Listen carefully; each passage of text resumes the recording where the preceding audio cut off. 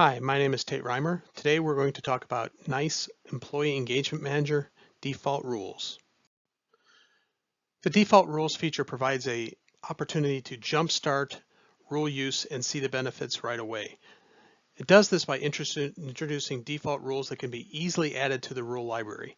These rules are editable for easy customization and include rules for intraday rules, future day rules, and real-time rules. This feature was introduced in Employee Engagement Manager 8.9. In the webinar today, we're going to talk about rule benefits, contextual descriptions for the rules, customization tips, and document references for future use. There will be two different parts for this webinar. Part 1 will cover intraday and future day, and Part 2 will cover real-time rules. This specific webinar is covering Part 1, intraday and future day default rules. The default rules are accessible through the NICE Employee Engagement Manager Administrative Portal. Using the Workforce Manager persona, you can see the list of default rules.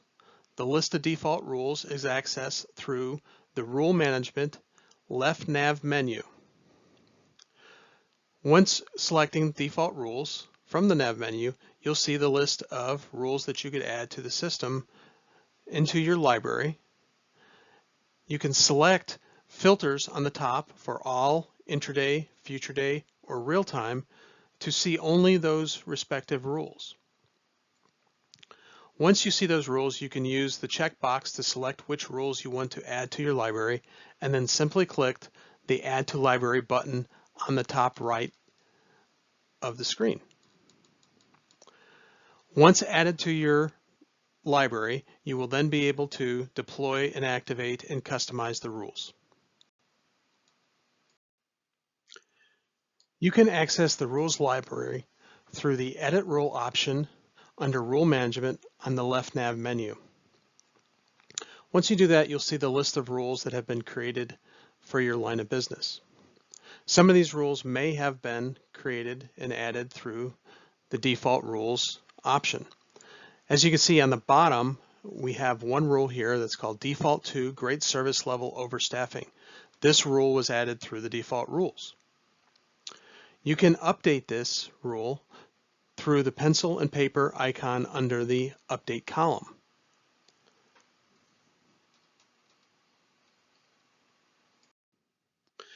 In order to understand the context of each rule, we have to understand how the rules are composed. Here's an example of some of the terminology that I'm going to use throughout the description in this webinar and lesson. First, we have the condition. The condition is basically a collection of business objects, operands, values, and the parameters that are used to create some sort of condition that we want to evaluate. In this case, we have an overstaffing volume that's a business object. We have an operand that is the greater than or equal sign. We have a value that we're going to supply to compare against the overstaffing business object. And then we have certain parameters potentially with that condition that we want to set. Also, we have what we call an action object. That's basically an action that we're going to take if we basically evaluate the condition or conditions to be successful, then we'll execute the action object.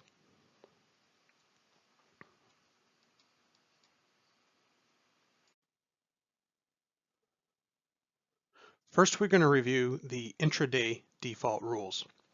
There's about 5 of them here that are of interest. The very first one we're going to look at is AHT exceeding goal. The AHT exceeding goal rule is basically designed with the purpose of detecting whether the AHT is exceeding thresholds for the current day and for the last period. The AHT current day business object is used and compared against the threshold of 400. Of course, you could customize the 400 value and set it to whatever you want it to be. And then the AHT last period is compared against a different threshold, in this case 420. Additionally, there's trending involved. So with the AHT last period, we're using a repeat parameter of 2 to determine whether the last few periods are higher than the threshold. The repeat parameter basically checks the number of consecutive cycles that the rule in which the condition must occur to trigger the action of the rule. So the combination of the AHT current value and current day value and AHT last period, and applying that repeat is very helpful to determine if the AHT is high and to take action. In this case, the action is send alert distribution, and which basically sends an alert to a distribution email and also alerts the supervisor. Again, for customization, you can change the thresholds for the AHT current day. You could change the threshold for the AHT last period and also the repeat parameter as well. You can change the send alert distribution message in the distribution list email, and then also you could change the message respective to the alert supervisor. That's different techniques that you could use to customize the AHT exceeding goal default rule. The next intraday default rule that we're going to look at is abandonment. The abandonment default rule has a purpose of detecting high percentages of abandoned calls or contacts and alerting the RTC. It does this by using the abandoned percentage current day business object and the abandoned percentage last period business object. Basically, using the abandoned percentage current day business object takes a look at the percentage of abandoned calls for the entire day and compares it to a given value, in this case 4, that's customizable. Additionally, the abandoned percentage last period is compared against a different threshold, in this case 3. Additionally, we could use the repeat value to look to the past intervals for determining whether the abandoned percentage last period or the various periods before that are trending with a poor percentage. And then in that case, we want to alert the RTC via pop-up. And we do that by using the send RTC alert pop-up action object. The abandonment rule can be customized first off by setting the threshold for the abandoned percentage current day, and for setting the threshold and the repeat value for the abandoned percentage last period. Additionally, the action object send RTC alert pop-up can also be customized by specifying the message that will be delivered to the RTC in the case that the rule is triggered. The next intraday default rule that we're going to look at is cancel offline activities. The cancel offline rule is designed with the purpose of detecting understaffing situations and low service levels and providing alerts to the RTC. It does this first off by using the check next interval business object. The check next interval business object is very powerful because it lets you look at several intervals and define how you're going to detect the understaffing or overstaffing situation. In this case, the understaffing situation. You can see here that the default for this is understaffing, and we're looking at the percentage of understaffing and comparing that to 10%. And we're also looking to ensure that that condition is evaluated for the next number of intervals. In this case, it's 2. And the parameter interval to test basically indicates that we want all intervals to match that condition rather than just some of the intervals or any of the intervals. Additionally, this rule uses the understaffing percentage business object to compare the current period also to 10%, and it uses the service level current day to compare the current day service level to 85%, which is also customizable. And then we look at the trending of the service level by using the service level last period and comparing that to a threshold of 75. We're also using the repeat parameter with the service level last period business object to understanding the trending over the last several periods. If those conditions are met, then we basically trigger the send RTC alert pop-up. There are many ways to customize the cancel offline rule. To start with, you could customize the check next interval by looking at what kind of intervals to look ahead, and also whether you want all the intervals to match that criteria or just any interval. Also, looking and customizing at the understaffing percentage, the values respective to the understaffing percentage that we want to compare to. And also, you can customize the values for the SL, the service level current day, and the service level last period, and the thresholds that you're comparing your service levels to. Also, you could determine via the customization of the repeat how many service level last period periods you want to look at and evaluate to determine whether the trending is of the service level is poor. Additionally, you can, of course, set the message respective to the send RTC alert pop-up and customize that accordingly. The next default rule for intraday that we're going to look at is extra hours. The purpose of the extra hours default rule is to detect understaffing situation with low service level trend and generate a recommendation for agents so that we could offer those agents extra hours in order to improve the staffing situation. In order to do this, we are using several business objects. First off, the check next interval business object. Similar to the previous rule that we discussed, we could use the check next interval to detect understaffing situations and use different parameters for the check next interval, such as the understaffing situation, the value type. We're looking at the percentage of understaffing. We're comparing that to the value, which is 15%. And we're looking at several next intervals ahead. In this case, the number of intervals to look ahead is 4. And we're wanting all of those intervals to match that condition in order for the check next interval condition to evaluate to true. Additionally, we want to use the service level current day business object and compare that to a threshold, in this case 83%. If the operation service level current day is less than 83%, then we will evaluate the service level last period against the threshold of 75%. Additionally, we're looking at the service level trending with the service level last period by using the repeat parameter of 2. And then we're looking at the understaffing percentage itself of the current period that's under investigation, and we want to compare that level to 15%.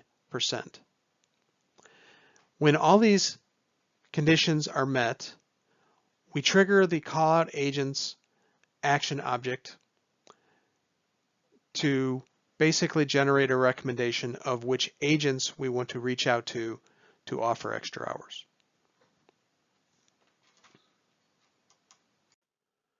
There are many different ways to customize this extra hours rule. Basically, we can customize the parameters in the check next interval. We could customize the thresholds that we're comparing to the service level current day. We could customize the threshold for service level last period that we're comparing. We could also customize the number of past periods via the repeat parameter so that we could understand if there's trending. We can customize the understaffing percentage value that we're comparing to the understaffing percentage business object. And we could also customize the callout agent's action object, which basically by using the parameter button, the plus sign, we can see various methods for selecting different criteria for generating the recommendation, such as the agent AHT, notification timestamp of when the agent was last notified of an opportunity, response time of how much time do we want to give the agents to respond to the offer, the recommendation type, whether we want to confirm by the RTC of the recommendation or whether we want it to be auto approved, the action intervals in which to generate the recommendation, the activity code that we want to use for the write back to the agent's schedule should they actually accept the offer, and basically some other different types of parameters to help generate that recommendation. Strongly suggest that you consult the documentation to understand each of those powerful parameters that you could use and customize this extra hours rule. That again, the default rule provides you that basic foundation. From there, customize it to your business needs. The last default rule that we're going to look at for intraday is the great service level overstaffing rule.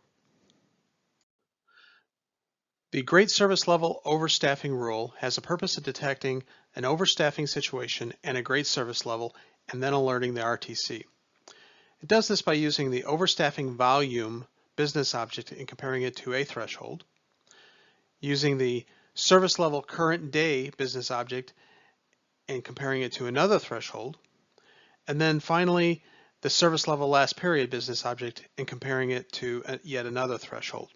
Additionally, with the service level last period business object, we use a repeat parameter to indicate that we are to compare the previous two periods as well and check to see if the condition is met with those periods. This will basically indicate a trending condition as well. When these conditions are all met, we use the action object send RTC alert pop-up to notify the RTC. This rule can be customized via different options. First, the overstaffing volume can be compared against a threshold other than 30. The service level current day condition can be compared against a different value other than 85. The service level last period business object and condition can be compared against a value other than 90. Also, you can change the repeat for overstaffing volume and service level last period to understand and refine exactly when you want this rule to be triggered. Additionally, the send RTC alert pop-up can be customized with the message that is provided to the RTC. Next, we are on to focusing on future day rules and the default rules that are available for future day. To start with, we're going to look at a default rule for offer extra hours. The offer extra hours rule is purposely designed to detect understaffing situations and generate an extra hours recommendation. To start with, I want to draw your attention to several parameters in the top right of the rule definition. One is the start day. In this case, we have 2. So today is always 0. Tomorrow is 1. The day after tomorrow is 2. So let's say today is Wednesday. If I put a start day of 1, it would be Thursday.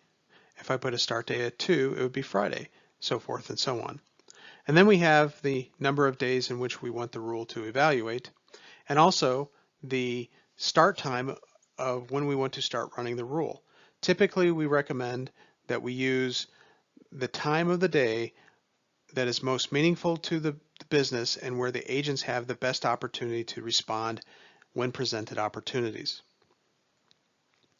For this rule, as we said, we wanted to generate that understaffing or understand the understaffing condition and then generate a recommendation with opportunities for the agents. So we use the understaffing percentage business object and compare that to a threshold. And we also use a repeat parameter that indicates that we want to see if this condition is occurring across several different consecutive periods. When this condition is met, then we trigger the action object call out agents, which then generates the recommendation to the RTC to evaluate.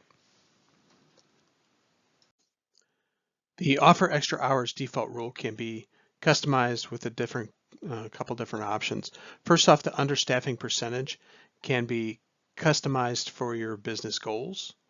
Additionally, the call out agents action object can be customized to generate a recommendation with different criteria, such as agent skills to include or agent skills to include, notification timestamp, and there's a lot of different other options. Definitely recommend that you review the Workforce Manager documentation in the user guide out on Extra Nice to come up with better ideas and different ideas for customizing the action object for call-out agents. The next default rule that we're going to look at for future day is the overstaffed rule. The overstaffed business rule is a default rule that has the purpose of detecting an overstaffing situation and generating a VTO recommendation. It does this by using the overstaffing business object and also the voluntary time off action object, which is used and can be customized to generate a recommendation and determine which agents can be offered voluntary time off. As with the previous rule, we have the start day and number of days in the future in which this rule is to evaluate. Also using the repeat that indicates how many consecutive intervals the overstaffing situation should occur before triggering a recommendation. The overstaffed default rule can be customized similar to the way we did the previous rule. First off, overstaffing percentage. That value can be customized as per your business needs. The voluntary time off action object has a lot of different options for refining the agent recommendation list. That again is the agents that are included into the recommendation that will be offered to voluntary time off. Again, with this, also please look at the Workforce Manager user guide for details on all the different options that you could include in the recommendation and into the action object customization. This concludes part 1 of the webinar for EEM default rules, which covered future day and current day default rules. If you have any questions, please reach out to your application consultant on your VRS team or your customer success manager. Thank you.